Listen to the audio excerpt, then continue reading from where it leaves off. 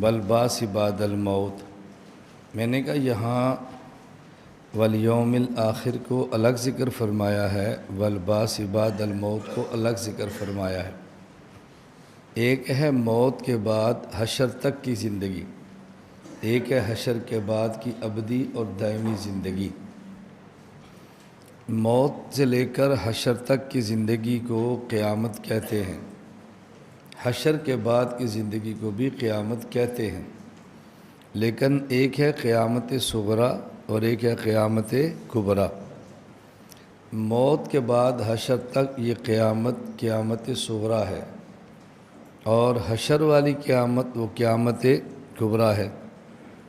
موت کے بعد سوال اور جواب ہوں گے لیکن اجمالاً، اور حشر میں سوال اور جواب ہوں گے لیکن تفصیلاً۔ موت کے بعد جزا اور سزا ہوگی اجمالاً، اور قیامت کبریٰ کے بعد سزا اور جزا ہوگی تفصیلاً۔ موت کے بعد جو برزخ کی زندگی ہے اس میں عرض جنت اور عرض نار ہوگا، اور حشر کے بعد دخول جنت اور دخول نار ہوگا۔ عرض جنت عرض نار کا معنی کہ نہ کافر کو جہنم میں داخل کریں گے، نہ ہی مومن کو جنت میں داخل کریں گے، بلکہ ان کو دور سے جنت اور جہنم کو دکھایا جائے گا۔ اور دخول کا معنی تو واضح ہے کہ مسلمان جنت میں داخل ہوگا، کافر جہنم میں داخل ہوگا، اس پہ نصوص موجود ہیں۔ موت کے بعد کی جو زندگی ہے اسے والیوم الآخر بھی کہتے ہیں، حشر کے بعد کی جو زندگی ہے اسے والیوم الآخر بھی کہتے ہیں۔ سوال یہ ہے کہ کس موقع پر یوم آخر کا کون سا معنی مراد ہے، اس کی تعیین ہم نہیں کر سکتے، اس کی تعیین شارع رسول اکرم صلی اللہ علیہ وسلم فرماتے ہیں۔ تو ہم قبر کے ثواب اور عذاب کے قائل ہیں، اور حشر کے بعد کے بھی ثواب اور عذاب کے قائل ہیں۔ جس طرح حشر میں ثواب اور عذاب جسم اور روح دونوں کو ہوتا ہے، اسی طرح قبر کے اندر بھی ثواب اور عذاب دونوں کو ہوتا ہے، جسم کو بھی اور روح کو بھی۔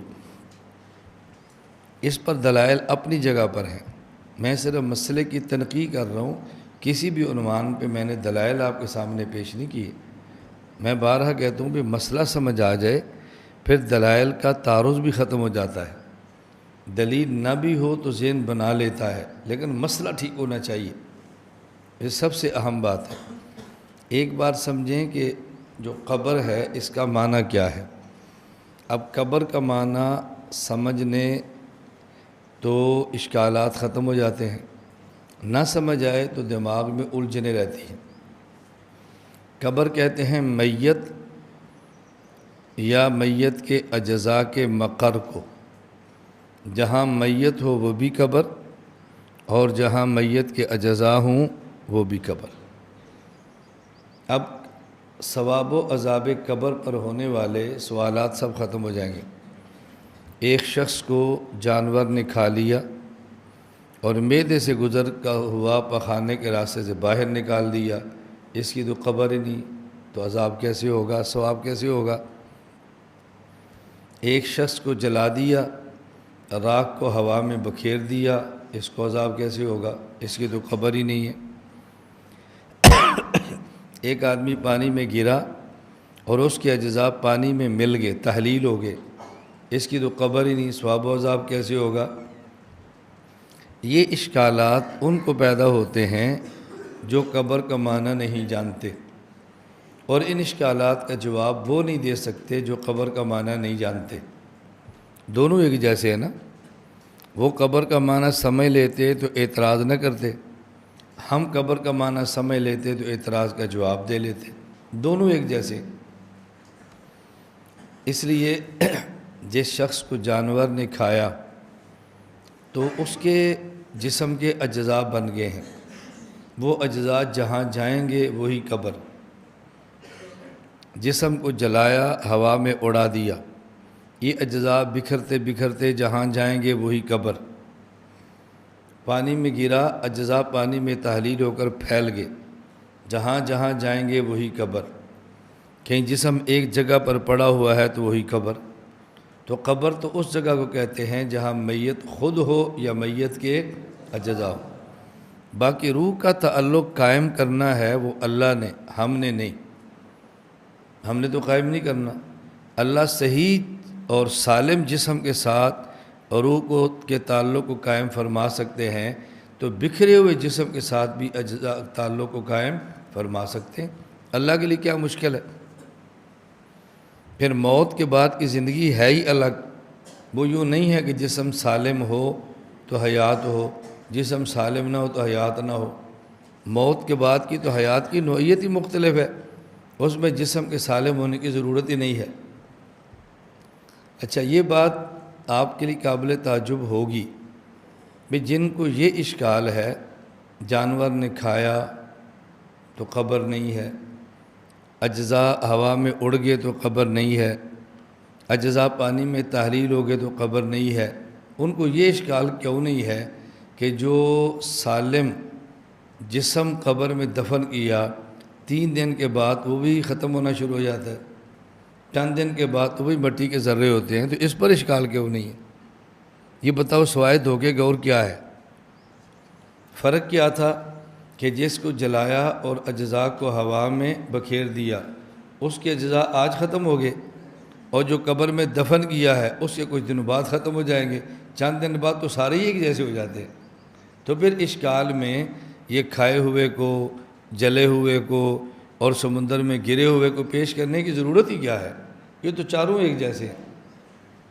پہلے یہ سمجھیں کہ قبر کا معنی کیا ہے، معنی سمجھ آ گیا نا، اب قبر پر ہونے والے اشکالات سارے ختم ہو جائیں گے۔ ہاں، اگر جانور نے کھایا اور کوئی بندہ جانور کے معدے میں چلا گیا، وہ کافر ہے، اس کو عذاب ہو رہا ہے، تو وہ عذاب یہ جانور کیوں نہیں محسوس کر رہا؟ اس کی 2 وجہ ہیں، 2 وجہ میں سوال کی بتا رہا ہوں۔ سوال کیوں پیدا ہو رہا ہے؟ جانور کیوں نہیں محسوس کر رہا؟ اس کے جواب کی ضرورت نہیں ہے۔ اصل ہے کہ سوال کہاں سے پیدا ہوا؟ موت کے بعد حشر تک کا جو ثواب و عذاب ہے، یہ عرض نار عرض جنت ہے، اور جو حشر کے بعد کا ہے وہ دخول جنت اور دخول نار ہے۔ تو اگر جس کافر نے کسی کو کھا لیا، کافر کو جانور نے کھا لیا اور یہ کافر جانور کے معدے میں ہے، تو اس کو جہنم میں داخل کیا گیا ہے یا جہنم کو دکھایا جا رہا ہے؟ پھر جب وہ داخل ہی نہیں ہے تو وہ تکلیف نہیں ہے کہ جس تکلیف کو جسم جانور کا بھی محسوس کرے، وہ تو تکلیف کی نوعیت بالکل الگ تھلگ ہے نا، اس کو یہ جسم جانور کا کیسے محسوس کرے گا؟ میں اس کی مثال دیتا ہوں۔ دیکھیں، اگر ایک بچہ ہے، وہ سویا ہوا ہے اور ماں کی گود میں، وہ بچہ ڈراؤنی خواب دیکھتا ہے، تو اس بچے کے جسم کو تکلیف ہوتی ہے نا، لیکن یہ جسم کی تکلیف اس کی ماں بھی محسوس کرتی ہے، ماں کے جسم کچھ نہیں ہو رہا تھا۔ کیوں؟ یہ جو بچے کو تکلیف ہو رہی ہے یہ نیند کی حالت میں ہے، اور نیند کی حالت میں جو تکلیف ہے وہ اصل روح کو ہوتی ہے، روح کے واسطہ سے جسم کو ہوتی ہے، براہ راست متاثر روح ہوتی ہے، جسم براہ راست متاثر نہیں ہوتا، جسم اس کو محسوس کر رہا ہوتا ہے، لیکن اتنا محسوس نہیں کرتا کہ جس کی گود میں ہے وہ بھی محسوس کرے، لیکن اتنا محسوس کرتا ہے کہ خود تکلیف کے اندر مبتلا ہوتا ہے۔ سویا بچہ اٹھ جاتا ہے۔ یہ میں بچے کی مثال کیوں دے رہا ہوں کہ جو بڑا ہے ڈراؤنی خواب دے کر تکلیف وہ بھی محسوس کرتا ہے، لیکن وہ ہماری گود میں نہیں ہوتا، وہ زمین پہ سویا ہوتا ہے۔ اس کی مثال دیں گے تو بات سمجھ نہیں آئے گی نا، اس لیے میں نے بچے کی مثال دی ہے۔ پہلی بات، یہ اشکال ان کو ہے کہ جن کو یہ نہیں پتا کہ قبر میں ثواب و عذاب کی نوعیت کیا ہے، اور جواب وہ نہیں دے سکتا جس کو یہ نہیں پتا کہ ثواب اور عذاب کی نوعیت کیا ہے۔ یہ بات سمجھ آ گئی ہے؟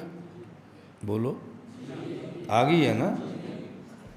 دوسری بات اس میں سمجھیں، دوسری بات یہ ہے کہ اگر اس کافر کو عذاب ہو جو جانور کے معدے میں ہے، اور جانور کے معدے کو محسوس نہ ہو، یہ قابل اشکال نہیں ہے۔ کیوں؟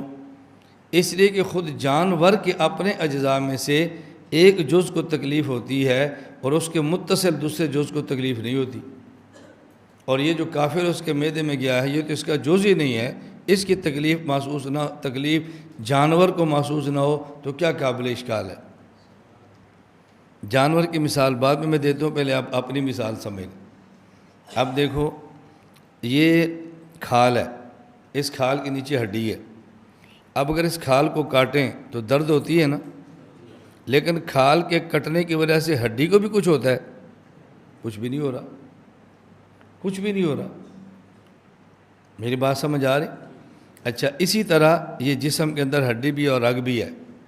اب اگر کوئی بہترین طریقے سے یہ رگ کو سائڈ پہ کر کے صرف ہڈی کو کاٹ دے اور رگ کو نہ کاٹے تو ہڈی کٹتی ہے تو کیا رگ کو بھی درد ہوتی ہے؟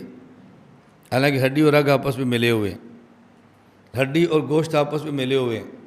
خود میرے جسم کے اجزاء جو ایک دوسرے سے متصل ہیں، ان میں سے ایک کی تکلیف دوسرے جز کو محسوس نہیں ہوتی، اور جو جانور کے پیٹ میں کافر گیا ہے وہ کافر تو جانور کے جسم کا جز بھی نہیں ہے، اگر اس کو تکلیف ہو جانور کو محسوس نہ ہو، قابل اشکال کیا ہے؟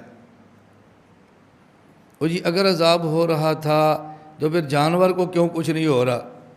میں نے کہا بھی جانور کا جز ہی نہیں ہے، خود جانور کی ایک جز کے تکلیف ہو تو دوسرے جز کو کچھ نہیں ہوتا، تو جز نہیں ہے، اگر اس کو تکلیف ہو اور جانور کو محسوس نہ ہو، یہ کیا قابل اشکال ہے؟ یہ اشکال کرنے والے کون ہیں؟ علامہ صاحب، بہت بڑے آدمی ہیں، شیخ صاحب ہیں، تفسیر کے ماہر ہیں، اور اشکال کس پہ کر رہے ہیں؟ اہل سنت والجماعت کے عقائد پہ۔ یہ کیسا بیوقوف شیخ ہے، یہ کیسا پاگل علامہ ہے کہ جو اپنے اکابر کے عقائد بھی نہیں سمجھ رہا۔ میں بات کہہ رہا ہوں اچھی طرح سمجھنا۔ ہوتا گیا ہے ہمارے اوپر اس کی کیفیت کھلی نہیں ہوتی اور ہم ظاہر نصوص کو دے کر اشکالات کر رہے ہوتے ہیں، اور جب کھل جاتی ہے تو اشکالات سارے ختم ہو جاتے ہیں، کوئی اشکال بھی نہیں ہوتا۔ تو یہ سمجھیں قبر کسے کہتے ہیں، اور قبر کے اندر ثواب اور عذاب کی نوعیت کیا ہوتی ہے۔ اب یہ اشکالات خود بخود ختم ہونا شروع ہو جائیں گے۔